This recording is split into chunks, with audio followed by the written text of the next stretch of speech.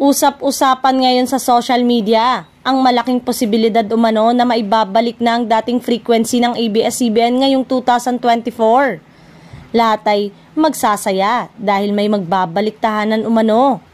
The future is now brighter sa ating ABS-CBN, kaya naman ang mga inaakala nating imposible ay magiging posible na at hindi na mga kapamilya viewers na ikakasaya ito ng lahat. Ayon pa sa naglalabasang mga ulat, patuloy ang pakikipag-usap ng mga ABS-CBN executive para makuha muli ang dating frequency at malaki ang posibilidad na mangyayari ito ngayong taon.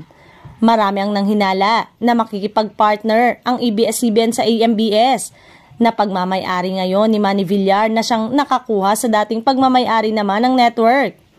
Matatandaan na itinigil ng AMBS ang pagpapalabas ng kanilang mga programa sa telebisyon dahil sa kakulangan ng advertisers dala ng mababang reach. Isa rin sa mga pinaniniwalaang dahilan kung bakit hindi nagtagumpay ang soft launch ng AMBS ay dahil sa kawalan nila ng magagaling na stars na sinusundan ng maraming netizen. Maaalalang kontrobersyal ang pag-uumpisa ng All TV station ng Advanced Media Broadcasting System o AMBS na pag-aari ng mga Villar. Andyan ang issue sa politika, considering na ang ABS-CBN ay pinagkaitan ng bagong prangkisa noong administrasyon ni dating Pangulong Rodrigo Duterte. For the content, matagal din palang planong gumawa ng teleserye so nag-collaboration muna ang All TV with ABS-CBN yung mga old teleserye nila. Yung content na yun ang pwedeng ipalabas muna habang naggagawa ng bago. So mga Korean drama, parang kung makikita nyo, yan yung mga immediate na pwedeng gawin.